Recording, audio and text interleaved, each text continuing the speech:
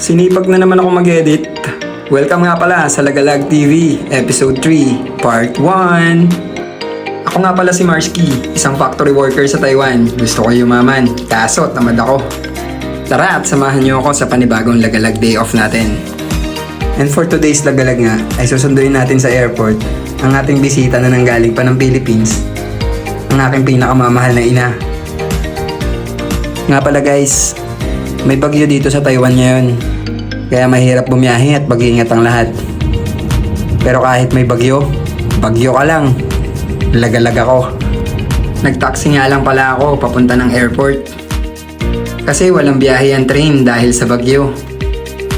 At dito nga ay inabangan ko na sila sa paglabas.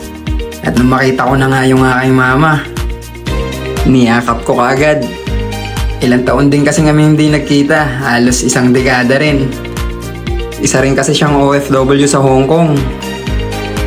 At syempre doon na tayo pupunta sa main event, ang paggagala.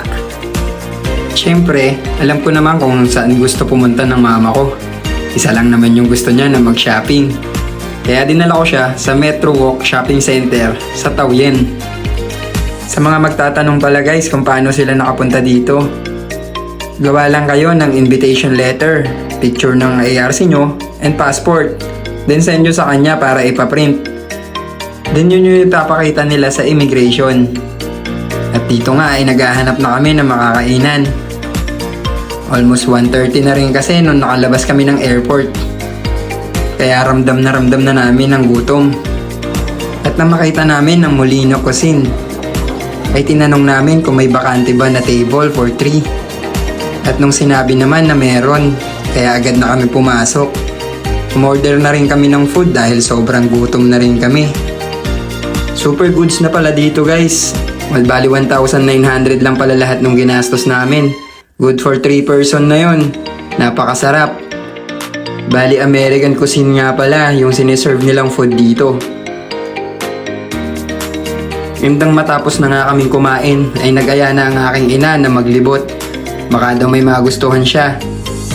And dito nga ay tumitingin ako ng shoes. Bala ko na rin kasing palitan yung sapatos ko. And nang wala nga kaming mahanap ay medyo naligaw pa nga kami.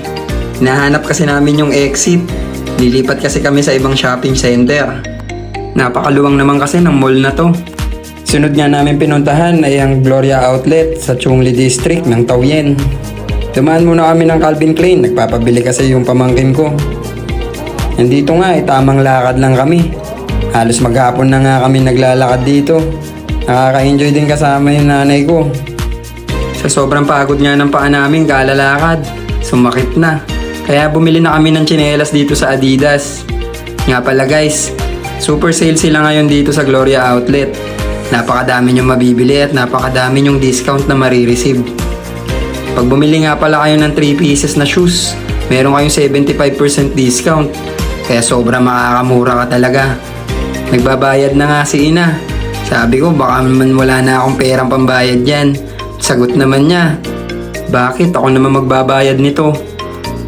And dito nga ay pauwi na kami. Na-meet na rin niya yung business partner ko dito sa Taiwan.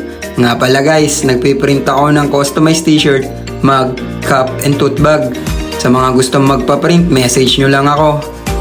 Hindi na nga pala kinaya ni mama ang pagod, kaya nag-aya nang umuwi. Tumatanda na kasi. Kaya hanggang dito na lang, bukas na lang daw kami gumala. Yun lang, bye bye!